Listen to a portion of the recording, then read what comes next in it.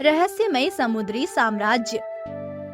शिल्पावती राज्य में यशोधन नामक एक वीर राजा रहता था, जो अपने राज्य में 5 सालों तक भयंकर सूखा पड़ने के कारण बहुत ही दुखी था और उसका राजकोष भी पूरी तरह से खाली हो गया था।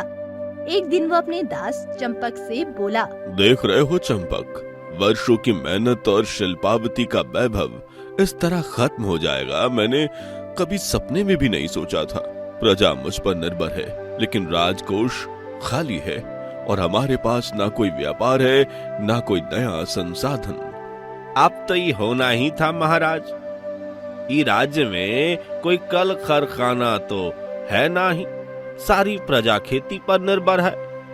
5 बरस इंद्रदेव का मुंह ना दिखाएं, आप राजा से सीधे भिखारी बन गए। चंपक, जुबान संभाल कर बात करो, अभी हम राजा हैं, भिखारी नहीं, समझे? जाओ, राज्य में हर वर्ष होने वाले प्रजा प्रदक्षिणा दान दक्षिणा महोत्सव के आयोजन की तैयारी करो।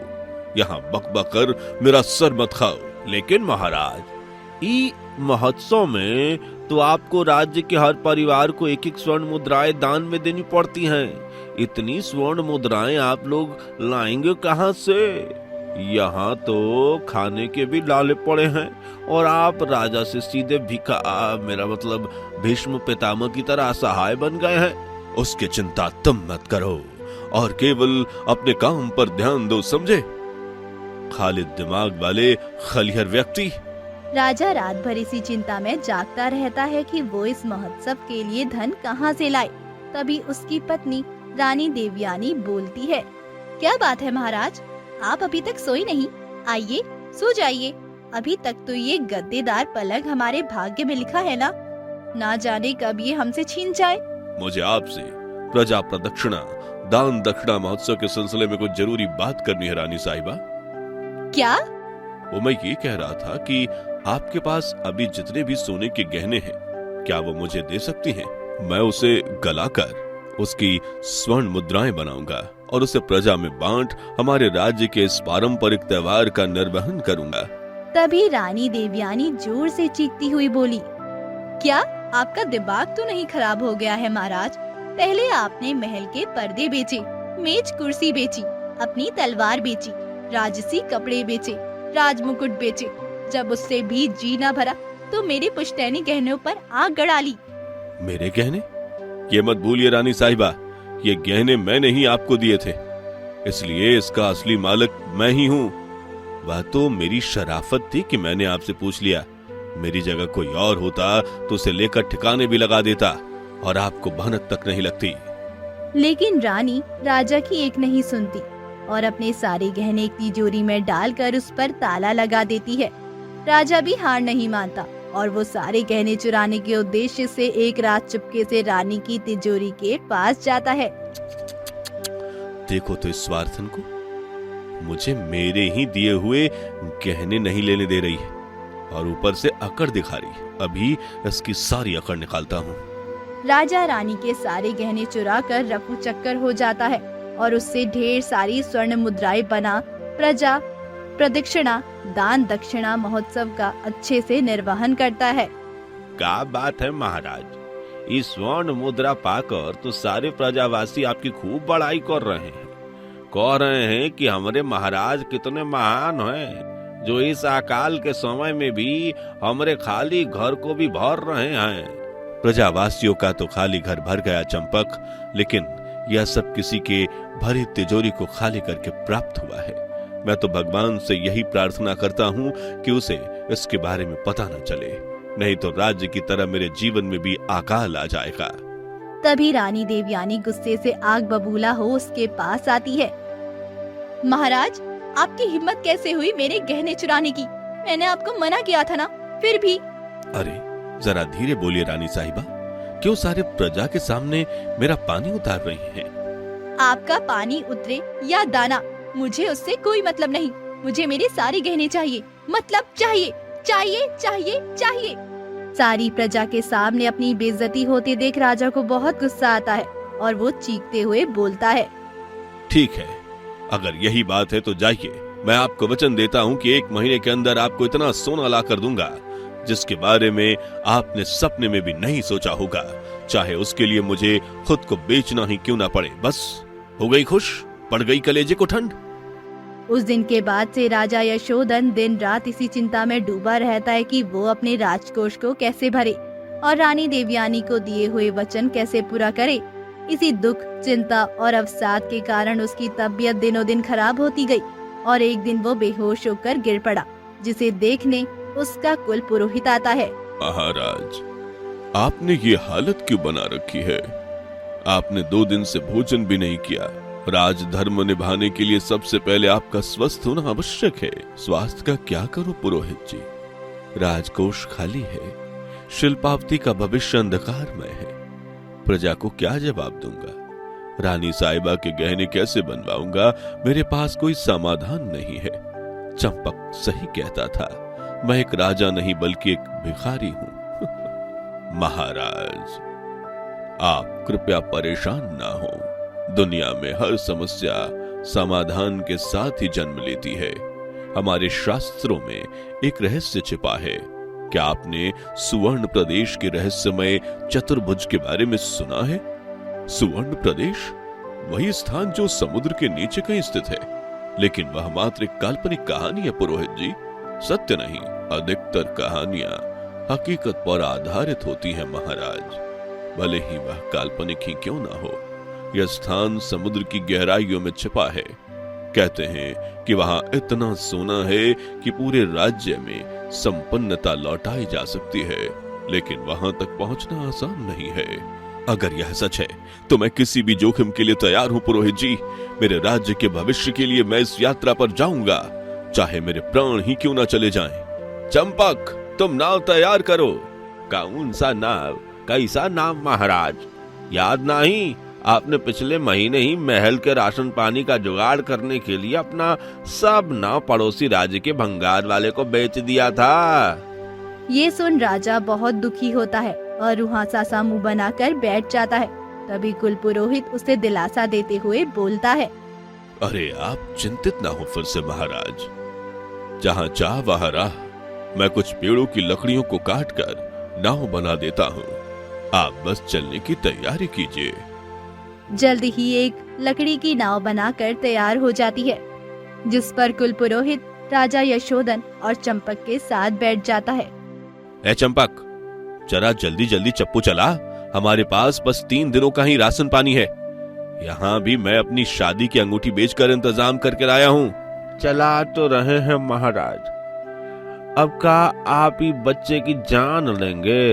एक तो आपने जो 2 महीने से हमारी तनख्वाह नहीं दी है, उसके कारण भूखों मरनों की नौबत आ गई है, और हमारी लुगाई रोज हमसे झगड़ा करती है और खाना भी नहीं देती।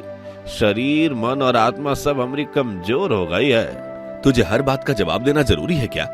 थोड़ा सा सुन नहीं सकता? अगर तू मेरी रानी साहिबा का खास नहीं होता तो तुझे मैं कब का नौकरी से निकाल देता। बोलता ऐसे रहे हैं जैसे इनकी नौकरी करके मुझे बहुत अच्छा लग रहा है। न तनख्वाह का ठिकाना, ना कोई बढ़ती। भिखारी राजा। क्या बोला? जरा फिर से बोल। भिखारी बोला क्या? भिखारी नहीं महाराज, विनाशकारी बोला, विनाशकारी। वो कह रहा था कि समुद्र की यात्रा करना बहुत ही विनाशकारी होता है। बड़े बड़े विशाल काय मछलियां उसमें होती हैं। तभी राजा की नाव जैसे ही स्वर्ण प्रदेश के रहस्यमय चतुर्भुज के पास स्थित अकूत खजाने के पास पहुंचती है, राजा की नाव जोर जोर से हिलने लगती है और एक विशालकाय जलपरी समुद्र के अंदर से निकलती है। कौन हो तुम सब जो मेरे खजाने के पास आने की हिम्मत कर रहे हो? हम समुद्री यात्री हैं, खजाने की तलाश में आए हैं। ये खजाना केवल और केवल मेरा है। तुमने हिम्मत भी कैसे की यहाँ आने की? तुम्हें इसकी सजा जरूर मिलेगी, जरूर मिलेगी। तभी वो विशालकाय जलपरी अपने जादू से एक लोहे का जाल प्रकट कर उन तीनों को पकड़कर बंदी बना देती है। कुल पुरोहित, ये क्या था? खजाने का सपना दिखाकर हमें मौत के मुंह में डाल दिया। महाराज, मुझे क्या पता था कि यहाँ एक रहस्यमय चतुर्भुज के साथ साथ एक रहस्यमय विशालकाय प्राणी भी रहता है। शास्त्रों में तो मैंने सिर्फ खजाने के बारे में पढ़ा था, वहाँ इस 52 गज के विशाल गज प्राणी का जिक्र नहीं था। मुझे छोड़ दो रहस्यमय प्राणी जी, मैंने तुम्हारा क्या बिगाड़ा है? यहाँ आने का विचार मेरा नहीं, इस मूर्ख बूढ़े पुरोहित और इस उधारी पर जी रहे राजा का था। मैं तो सिर्फ बलि का बकरा बना हूँ। महारानी, आपके बगैर मैं यहाँ कैसे रहूंगा? धीरे धीरे कई साल बीत जाते हैं। राजा यशोधन के ना रहने पर शिल्पावती के राज्य पर दुश्मन देश के राजा चुटकुला सिंह ने आक्रमण कर उसे अपना गुलाम बना लिया था, जो एक अच्छा चुटकुला सुनाकर लोगों का दंड कम और बुरा चुटकुला सुन उनकी सजा बढ़ा देता था। अबे गुदड़ी, जी सरकार। आज कौनो चुटकुला नहीं सुनाए बे? तुझे पता है ना, बिना चुटकुला सुने हमको नींद नहीं आती है। अरे अभी सुना देते हैं सरकार, अर्ज किया है। शायरी नहीं, चुटकुला सुना।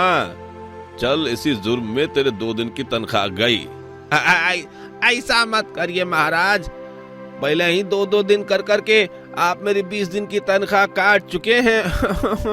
तूने अगर चुटकुला सुनाने में और देर की तो 30 दिन की पूरी काट लूंगा, समझा? तेरी तनख्वाह भी और वो भी, समझ गया ना तू? सुनाते हैं सरकार। एक बार एक पति पत्नी मंदिर में पूजा कर रहे थे। तभी पत्नी ने कहा, हे भगवान, मेरे पति की सभी समस्या को समाप्त कर दो, उनकी झोली खुशियों से भर दो। तभी भगवान आते हैं और उसे लेकर जाने लगते हैं। तब पत्नी बोलती है, अरे भगवान, आप मुझे लेकर कहाँ जा रहे हैं? तभी भगवान बोलते हैं, दत्त पगली, तूने ही तो कहा था मेरे पति की सभी समस्याओं को समाप्त कर दो। सभी समस्या की जड़ तुम ही हो, इसलिए तुम्हें यमराज के हवाले करने जा रहा हूँ। बहुत अच्छा गुदड़ी, इसी खुशी में जाओ, तुम्हारा कोई वेतन नहीं काटूंगा और तुम्हें पूरा महीने का वेतन मिलेगा, बढ़ाकर। चुटकुला सिंह ने राजा यशोधन की रानी देवयानी को बंदी और उसकी बेटी चारू को दासी बना दिया था, जहाँ रानी हरदम राजा के याद में रोती रहती और चारू को भी राजकुमारी से सीधे दासी बनने पर अनेकों कष्ट का सामना करना पड़ा। क्या दूर दिन आ गए हैं। कभी राजमहल में मखमली गद्दों पर बैठती थी, आज फर्श पर घिसट रही हूँ। ये सब खजाने के चक्कर का नतीजा है। ना पिताजी वो खजाना ढूंढने महल छोड़कर जाते, ना ये राक्षस चुटकुला सिंह यहाँ हमारी छाती पर बैठ मूंग डाल रहा होता। अभी उधर से गुजर रहा चुटकुला सिंह चारू की बड़बड़ाहट सुन लेता है और गुस्से से आग बबूला होते हुए बोलता है, ऐ दुष्ट लड़की, तेरी हिम्मत कैसे हुई मेरे बारे में अनाप शनाप बकने की? चल, अब सारे दरबार के सामने कोई अच्छा सा चुटकुला सुना, नहीं तो सारे प्रजा के बीच में तेरा यह घना बाल से लदा सिर मुड़वा दूंगा और सारी दुनिया तुझे टकली के नाम से जानेगी। अगले दिन चारू को सारे दरबार के सामने पेश किया जाता है, जहाँ चुटकुला सिंह के सामने चारू डरते डरते चुटकुला सुनाती है। एक आदमी ने बकरी से कहा, तो दूध क्यों नहीं देती?